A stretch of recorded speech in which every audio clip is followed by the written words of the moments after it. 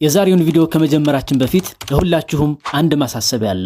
እሱም ከቅርብ ጊዜያት ወዲህ የምለቃቸው ቪዲዮዎች ብዙ እየታዩ አይደለም፣ ለበርካቶችም እየደረሱ አይደለም። ይህም የሆነበት ምክንያት ብዙዎቻችሁ ቪዲዮን ከፍቶ ከማየት ውጭ ላይክ እና ሼር ስለማታደርጉ ነው። በመሆኑም ይህን ቪዲዮ ላይክ በማድረግ ጀምሩት። በርካታ ወንድምናቶች ተጠቃሚ ይሆናሉ፣ እናንተም የአጅሩ ተካፋይ መሆን ትችላላችሁ። አሁን ቀጥታ ብዙዎቻችሁ በተደጋጋሚ ስትጠይቁ ወደ ነበረውና በጣም ወሳኝ ወደ ሆነው ትምህርት እናልፋለን። የፊደላት አወጣጥ መኻሪጅ አልሑሩፍ ከተጅዊድ ትምህርቶች ውስጥ በጣም ወሳኙና መሰረታዊ የሆነው ትምህርት ሲሆን ሁሉም የተጅዊድ ህጎች የሚመሰረቱት እዚህ ነጥብ ላይ ነው። ያለሱ የቁርአን አቀራራችንን ማስተካከል ፈጽሞ የማይታሰብ ነገር ነው። በመሆኑም ይህን ተከታታይ የሆነ ትምህርት በመከታተል የፊደል አወጣጣችንን ከጊዜ ወደ ጊዜ በቀላሉ ማስተካከልና ማሻሻል እንችላለን። መኻሪጅ ማለት መኽረጅ ከሚለው ቃል የመጣ ሲሆን የመውጫ ቦታ ማለት ነው። ከተጅዊድ አኳያ ደግሞ አንድ ፊደል ድምፁ የሚመነጭበት ወይም የሚወጣበት የአፋችን ክፍል ወይም ቦታ ማለት ነው። ልክ እንደ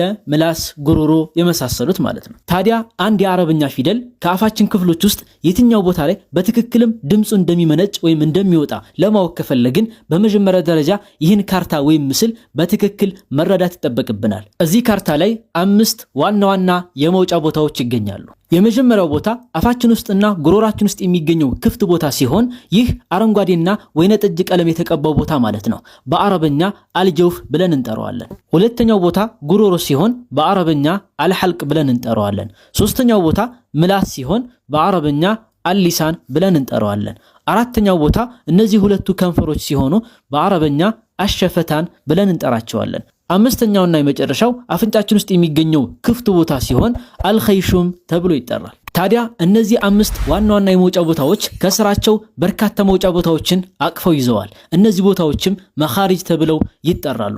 በጥቅሉ 17 የሚደርሱ ሲሆን 28ቱ የአረብኛ ፊደላቶች ከነዚህ ቦታዎች የሚወጡ ይሆናል። እዚህ ላይ ታዲያ አንድ የአረብኛ ፊደል ከነዚህ መውጫ ቦታዎች መካከል የትኛው ቦታ ላይ በትክክል እንደሚወጣ ለመለየት ከፈለግን አንድ ቀላል የሆነ ዘዴ መጠቀም እንችላለን። ይህን ዘዴ በመጠቀም አንድ ፊደል የት ቦታና እንዴት እንደሚወጣ በቀላሉ መለየት እንችላለን። እሱም ፊደሉን ስኩን እናድርግና ከሱ ቀድሞ ሐምዛን ፊደል ጨመረን ሁለቱንም አንድ ላይ ማንበብ ነው። የዛኔ ድምጻችን ቀጥ ያለበት ቦታ የፊደሉ የመውጫ ቦታ ነው ማለት ነው። ለምሳሌ ባ ፊደልን ድምፁ የት ቦታ እንደሚወጣ ለማወቅ ከፈለግን ስኩን እናድርገውና ከኋላው ሐምዛን ፊደል ጨምረን አንድ ላይ እናነባለን። ማለትም አብ አብ አብ። ስለዚህ ከንፈር ላይ ነው የሚወጣው ማለት ነው። ቃፍ አቅ አቅ አቅ ወደ እንጥል አካባቢ ነው የሚወጣው ማለት ነው። ሲን አስ አስ አስ ምላሳችን መካከል አካባቢ ነው ማለት ነው። ኸ አኽ አኽ አኽ ወደ ጉሮሮ አካባቢ ነው ማለት ነው ድምፁ። ስለዚህ እናንተም ይህን ዘዴ በመጠቀም የፊደል አወጣጣችሁ ከትክክለኛው ቦታ እየወጣ መሆን አለመሆኑን ማረጋገጥ ትችላላችሁ። እንግዲህ በዚህ መልኩ ስለ ተጅዊድ መሰረታዊ ነጥቦችን ካነሳን አሁን ቀጥታ ወደ መጀመሪያውና በጣም ቀላል ወደ ሆነው የመውጫ ቦታ እናልፋለን። እሱም አልጀውፍ የአፍና የጉሮሮ ክፍት ቦታ። ይህ ቦታ ከአፋችን እስከ ጉሮራችን ድረስ ያለው አየር ወደ ውጭና ወደ ውስጥ የሚተላለፍበት ረጅም የሆነው ክፍት ቦታ ሲሆን ከዚህ ቦታ ላይ 3ቱ የመሳቢያ ወይም የመድ ፊደላት ይወጣሉ። እነሱም አሊፍ፣ ዋው መድና ያ መድ ናቸው። እዚህ ላይ ታዲያ ዋውና ያ ፊደል ላይ መድ የሚል ቃል ጨምረናል። ምክንያቱም የመድ ያልሆኑ ዋውና ያ ፊደል ስላሉ ነው። እነሱ ደግሞ የመውጫ ቦታቸው ከነዚህ የመውጫ ቦታ ስለሚለይ ነው። ታዲያ እነዚህ ሁለቱ ፊደላት የመድ የተባሉበት ምክንያት ምንድነው ከተባለ ዋው ፊደል ራሷ ስኩን ሆኗ ከሳ ቀድሞ ያለው ፊደል ሐረካው ዶማ የሆነ ጊዜ ሲሆን ያ ፊደል ደግሞ ራሷ ስኩን ሆኗ ከሳ ቀድሞ ያለው ፊደል ሐረካው ከስራ የሆነ ጊዜ ብቻ ነው። ከዚህ ውጭ ከሆነ ግን የመድ ፊደል ተብለው አይጠሩ። ታዲያ አሊፍ ፊደልን የመድ ብለን ያልጨመርንበት ለምንድነው ከተባለ አሊፍ ፊደል ሁሌም የመድ ፊደል ሆኖ እንጂ ከዛ ውጭ ሆኖ ሊመጣ ስለማይችል ነው። ስለዚህ እነዚህ 3ቱ የመድ ፊደላት የሚወጡበት ቦታ ከዚህ ከአፋችንና ከጉሮራችን ክፍት ቦታ በመሆኑ እንደ ሌሎቹ ፊደላቶች የሆነ የተገደበ ወይም የተለየ ቦታ ላይ የሚወጡ አይደሉም። ይልቁንስ ከጉሮራችን አንስቶ እስከ አፋችን ጫፍ ድረስ ያለው ክፍት ቦታ ላይ የሚወጡ ፊደላት ናቸው። ለምሳሌ ቃለ ቃለ ስንል አ የሚለው የአሊፍ መድ ድምጽ የሚወጣው እዚህ ቦታ ላይ ነው።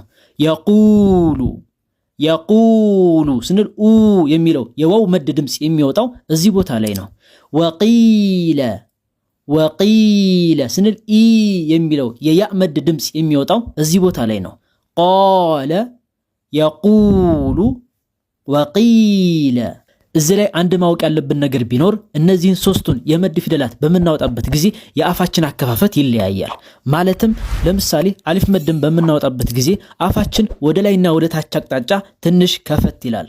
ለምሳሌ ቃለ ማአን አላ ስንል ማለት ነው። በዋው መድ ጊዜ ደግሞ ከንፈራችን ወደፊት የሚሰበሰብ ወይም የሚያመጠምጥ ወይም ደግሞ ክብ ግልጽ ነገር የሚሰራ ሲሆን ለምሳሌ የቁሉ የዙቁነ ቁሩኢን ስንል ማለት ነው። በያ መድ ጊዜ ደግሞ ከንፈራችን ወደ ጎን የተወሰነ ሰፋ የሚል ሲሆን ለምሳሌ ወቂለ ወሒለ ሲአት ስንል ማለት ነው። በጥቅሉ እነዚህ ሶስቱ የመድ ፊደላት አልጀውፍ ወይም በአፋችንና በጉሮሯችን ውስጥ የሚገኘው ክፍት ቦታ ላይ የሚወጡ ሲሆን አ ኡ ኢ የሚመስል አይነት ድምፅ አላቸው። እስኪ የተወሰኑ የቁርአን አንቀጾችን እንመልከት። ወረአይተ ናሰ የድኹሉነ ፊ ዲኒላሂ አፍዋጃ አለዚ ዩወስዊሱ ፊ ሱዱሪ ናስ ቃለ ፈማ ባሉል ቁሩኒል ኡላ ወቃሉ ኩኑ ሁደን አው ነሳራ ተህተዱ ቁል በል ሚለተ ኢብራሂመ ሐኒፋ ወማ ካነ ሚነል ሙሽሪኪን። በጥቅሉ እንግዲህ መኽረጅ ማለት አንድ ፊደል ድምፁ የሚወጣበት ወይም የሚያመነጭበት የአፋችን ክፍል ማለት ሲሆን 5 ዋና ዋና የመውጫ ቦታዎች ይገኛሉ። እነሱም የመጀመሪያው የአፋችንና የጉሮሯችን ክፍት ቦታ አልጀውፍ፣ ሁለተኛው ጉሮሮ አልሐልቅ፣ ሶስተኛው ምላስ አልሊሳን፣ አራተኛው ሁለቱ ከንፈሮች አሸፈታን፣ አምስተኛው የአፍንጫችን ክፍል አልኸይሹም ናቸው። አንድ ፊደል የት ቦታ ላይ እንደሚወጣ ለማወቅ ከፈለግን ፊደሉን ስኩን በማድረግ ከኋላው ሐምዛ ፊደልን በመጨመር አንድ ላይ በማንበብ ድምፁ ቀጥ ያለበት ቦታ የፊደሉ መውጫ ቦታ ነው ማለት ነው። በዛሬው ቪዲዮአችን የመጀመሪያውን የመውጫ ቦታ አይተናል። እሱም አልጀውፍ ሲሆን ከሱ ሶስቱ የመድ ፊደላቶች እንደሚወጡና እንዴት እንደሚወጡ ተመልክተናል። ይህ ትምህርት ጠቃሚ ነው ብላችሁ ካሰባችሁ ኮሜንት ላይ ሐሳብ አስተያየታችሁን አስፍሩልኝ። የእናንተን ፍላጎት አይቼ በቀጣይ ክፍሎች የምንመለስበት ይሆናል። ብዙዎቻችሁ በጠየቃችሁኝ መሰረት ቁርአንን በኦንላይን በግል ከኔ ጋር መቅራት ለምትፈልጉ ለተወሰኑ ሰዎች በቀን 30 ደቂቃ በሳምንት 5 ቀን እድሉን አመቻችላችኋለሁ። ኮሜንት ላይ በማስቀምጥላችሁ የቴሌግራም አድራሻዬ አናግሩኝ፣ ተመዝግባችሁ መጀመር ትችላላችሁ። የዛሬው ቪዲዮአችን ይህን ይመስል ነበር። በቀጣይ በሌሎች ቪዲዮዎች እስክንገናኝ ድረስ መልካም ጊዜ እመኝላችኋለሁ። ወሰላሙ አለይኩም።